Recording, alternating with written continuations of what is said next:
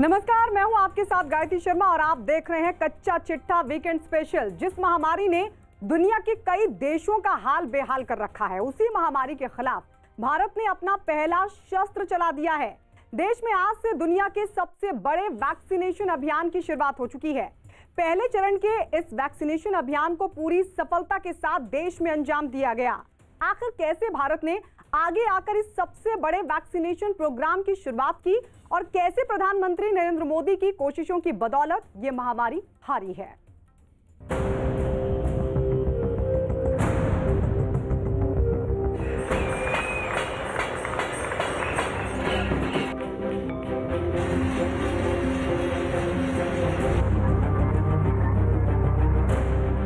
आज रात 12 बजे से संपूर्ण देश में संपूर्ण लॉकडाउन होने जा रहा है।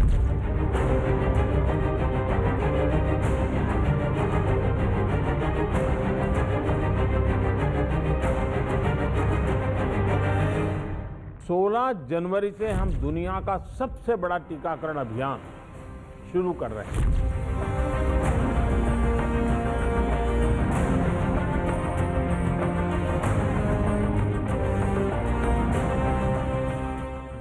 मार्च रविवार को सुबह 7 बजे से रात 9 बजे तक सभी देशवासियों को जनता कर्फ्यू का पालन करना है।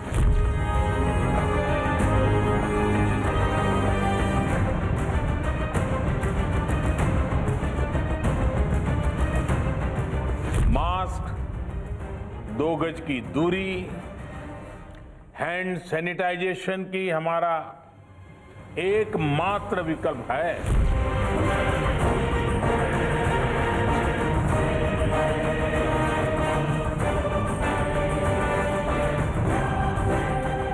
इतिहास में इस प्रकार का और इतने बड़े स्तर का टीकाकरण अभियान पहले कभी नहीं चलाया गया। कोरोना पर भारत का वैक्सीन वार।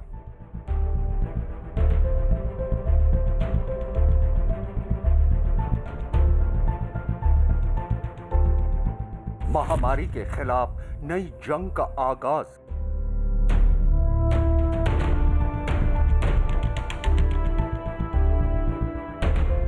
कोरोना काल में देश की वैक्सीन क्रांति।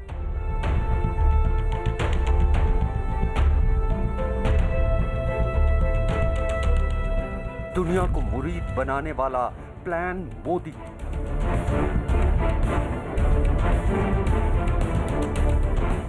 सैकड़ों साथी ऐसे भी हैं जो कभी घर वापस लौट ही नहीं आ पाए।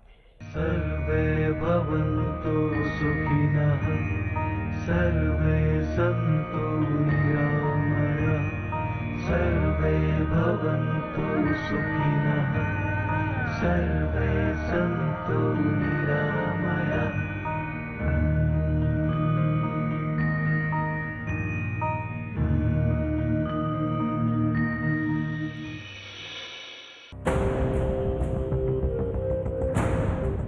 पीएम मोदी की संवेदनाओं का ये बांध यूं ही नहीं टूटा है।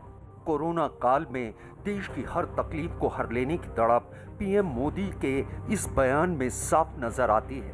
16 जनवरी को ऐतिहासिक तारीख को जब देश में सबसे बड़े वैक्सीनेशन अभियान की शुरुआत हुई तो ये लम्हा हर उस शख्स के लिए भावुक करने वाला पल था जिसने इस त्रासदी भरे दौर का सामना किया। जनवरी 2020 को जब देश में कोरोना दबे पांव दाखिल हुआ था तो भला कौन समझता था कि इस चुनौती को पार करने वाले देशों की कतार में भारत पहले पायदान पर होगा।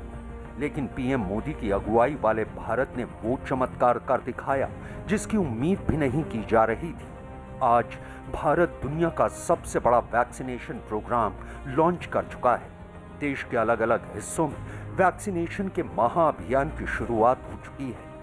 पहले चरण में 3 करोड़ लोगों को वैक्सीन दिए जाने का लक्ष्य रखा गया है, जबकि दूसरे चरण में 30 करोड़ लोगों को वैक्सीन दिए जाने का टारगेट रखा गया है।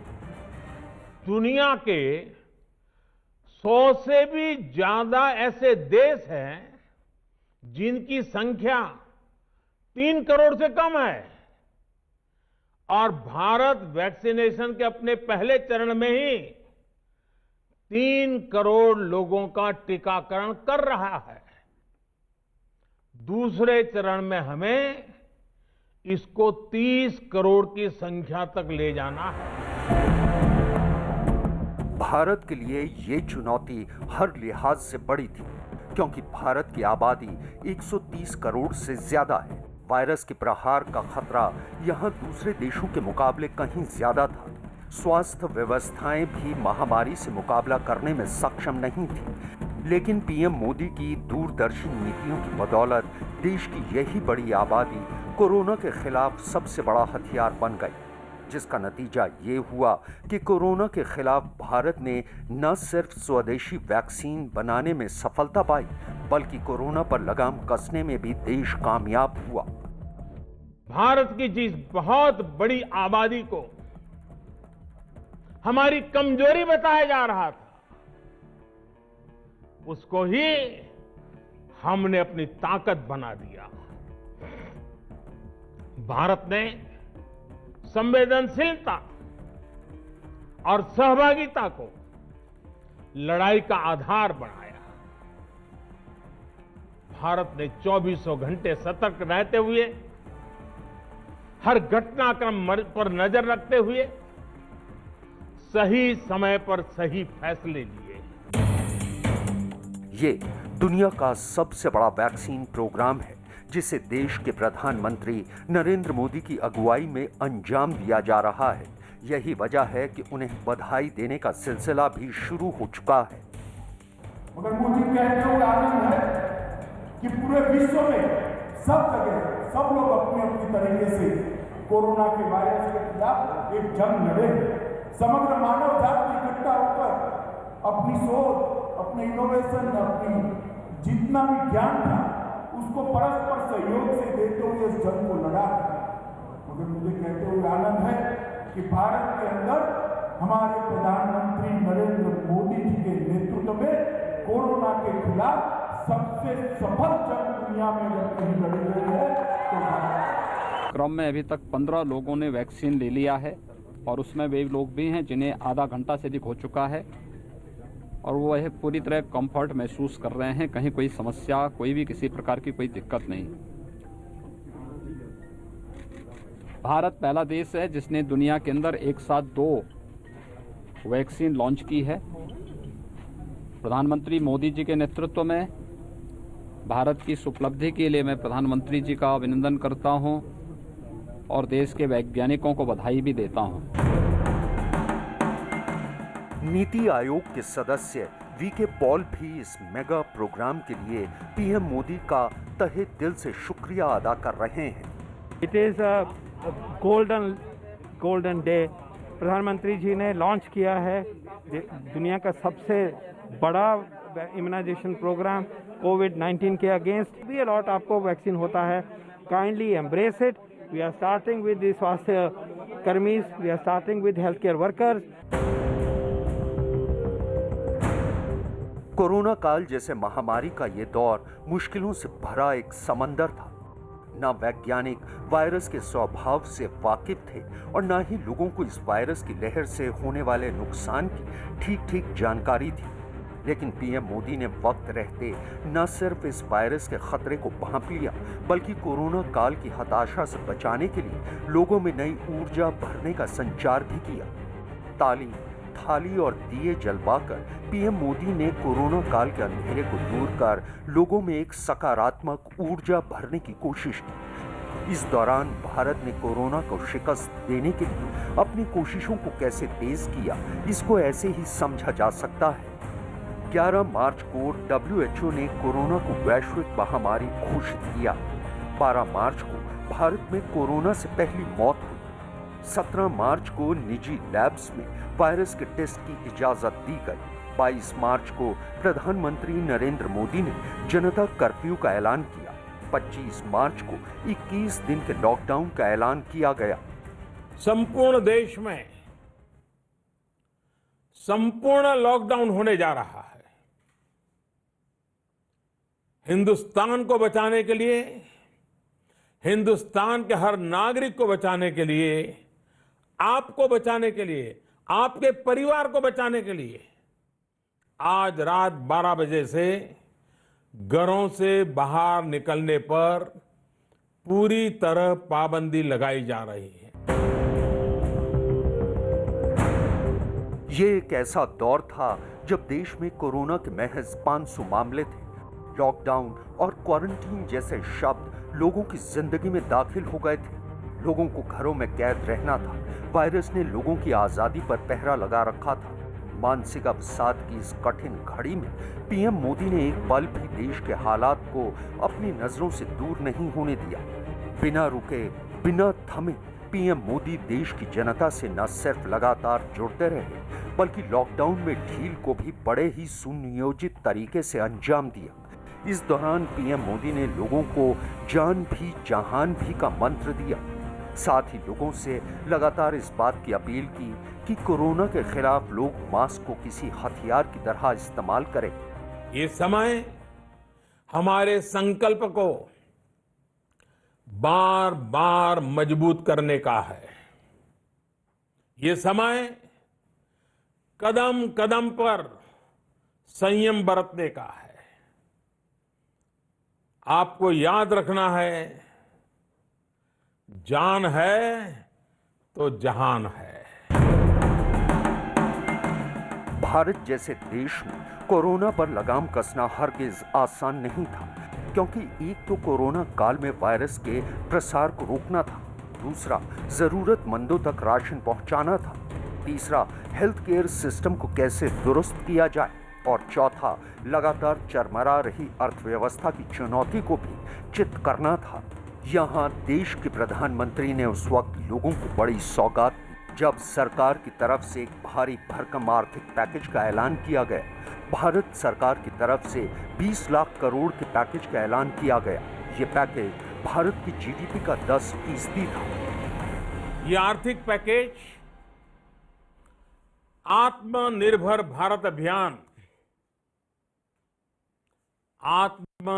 भारत अभियान की अहम कड़ी के तौर पर काम करेगा।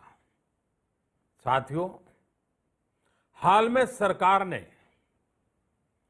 कोरोना संकट से जुड़ी जो आर्थिक घोषणाएं की थी, जो रिजर्व बैंक के फैसले थे, और आज जिस आर्थिक पैकेज का ऐलान हो रहा है,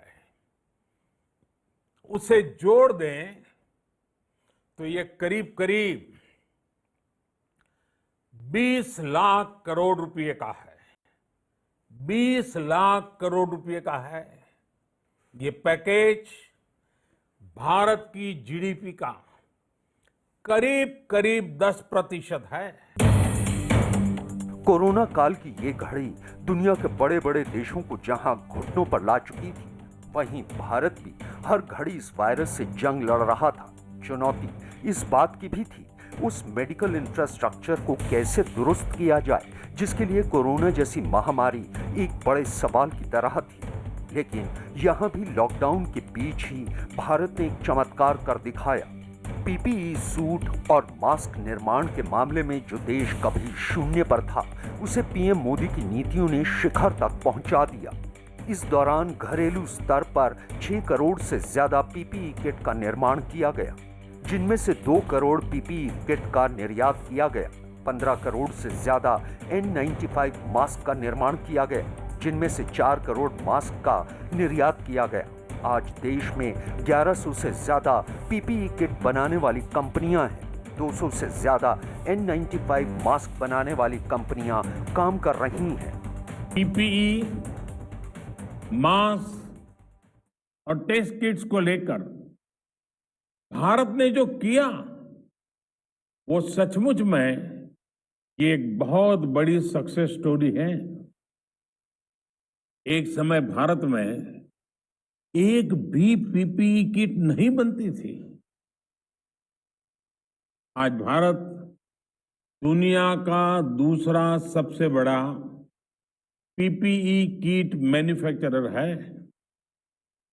सिर्फ 6 महीना पहले देश में एक भी पीपीई किट मैन्युफैक्चरर नहीं था। आज 1200 से ज्यादा मैन्युफैक्चरर हर रोज 5 लाख से ज्यादा पीपीई किट बना रहे हैं। कोरोना काल में भारत ने कड़ी दर कड़ी ऐसे कदम उठाए हैं कि बेकाबू होते वायरस पर भी देश शिकंजा कस चुका है। वहीं अब भारत सबसे बड़े वैक्सीनेशन अभियान की भी शुरुआत कर चुका है और इस अभियान को भी पीएम मोदी की अगुवाई में अंजाम दिया जा रहा है। यही वजह है कि इस वक्त पूरी दुनिया की नजरें भारत की ओर देख रही हैं। कोरोना के खिलाफ भारत ने अभी तक एक ऐतिहासिक जंग लड़ी है। जिक्र चाहे कोरोना महामारी के खिलाफ भारत के जागरूकता अभियानों का हो या फिर देश को सबसे सस्ती और सुरक्षित वैक्सीन मुहैया कराने का, भारत ने कदम दर कदम पीएम मोदी की अगुवाई में कोरोना के खिलाफ चक्रव्यूह की रचना की, जिसका नतीजा यह है कि आज कोरोना के खिलाफ भारत की इस जंग से पूरी दुनिया दंग है।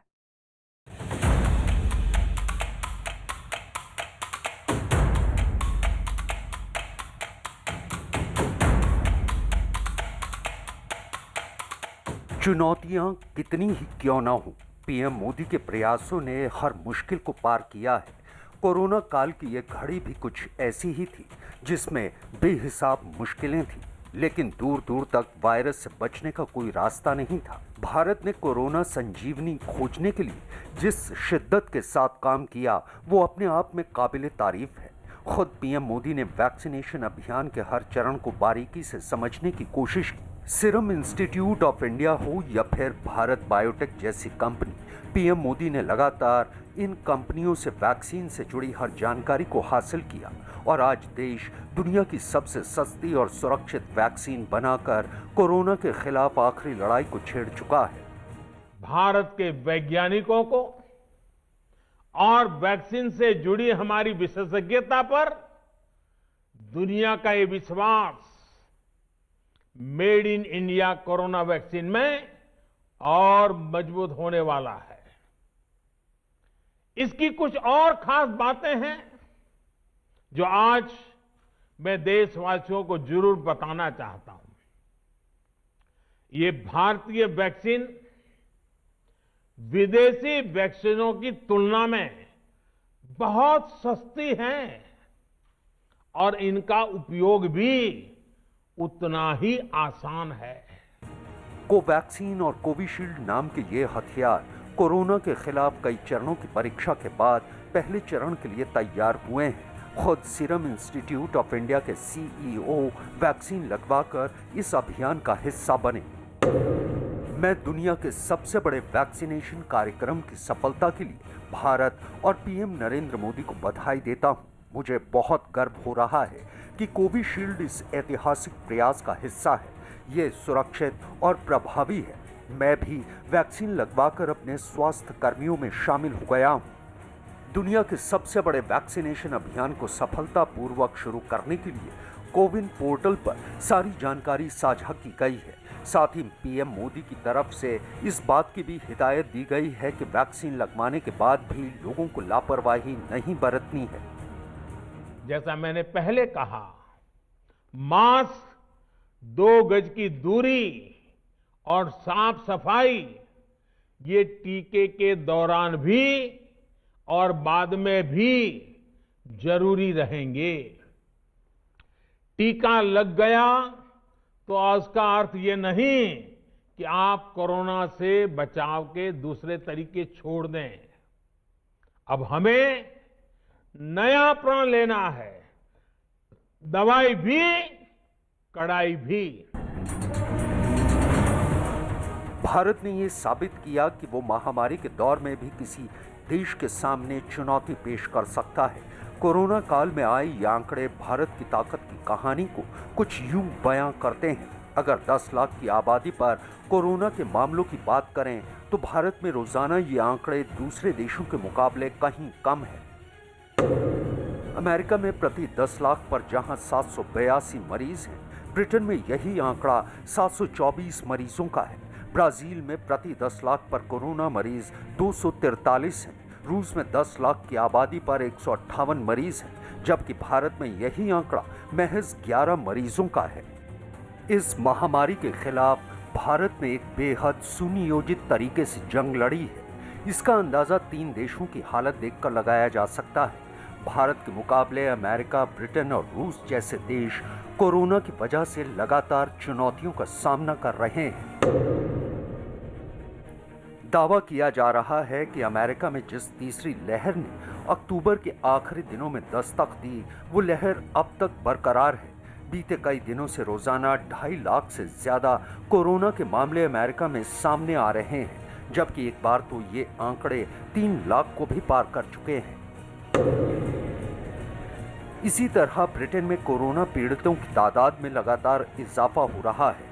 यहाँ की सरकार के सामने कोरोना का नया स्ट्रेन चुनौती बन गया है। यही वजह है कि ब्रिटेन में एक बार फिर लॉकडाउन लगा दिया गया है।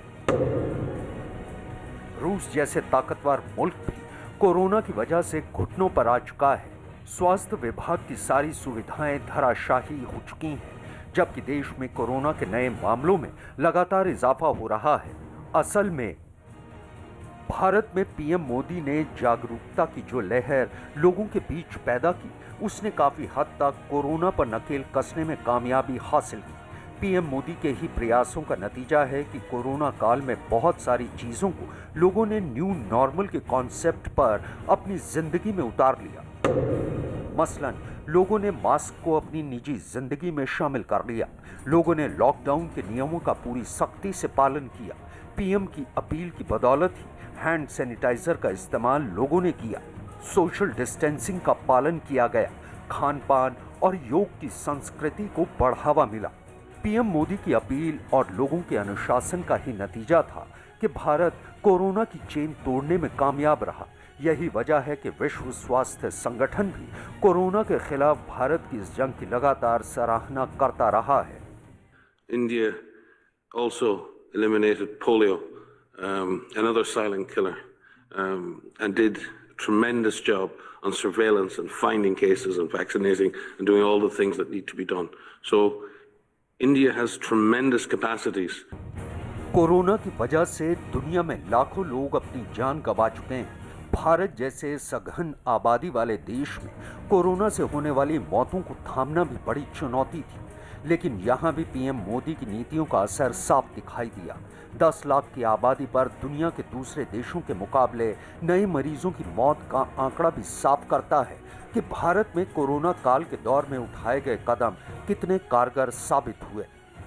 अमेरिका में 10 लाख की आबादी पर 10.20 लोगों की मौत, ब्रिटेन में 10 लाख की आबादी पर 15.66 नए मरीजों की मौत, ब्राजील में यही आंकड़ा 4.70 मरीजों का है। रूस में 10 लाख की आबादी पर 3.26 मरीजों की मौत हुई, तो वहीं भारत में यह आंकड़ा महज 0.14 है। देश के कई जिले ऐसे हैं जहां एक भी व्यक्ति को हमें कोरोना की वजह से खोना नहीं पड़ा। इन जिलों में हर व्यक्ति कोरोना से ठीक होने के बाद अपने घर पहुंचा है। बहुत से जिले ऐसे भी हैं जहां बीते 2 सप्ताह से कोरोना संक्रमण का एक भी केस नहीं आया है।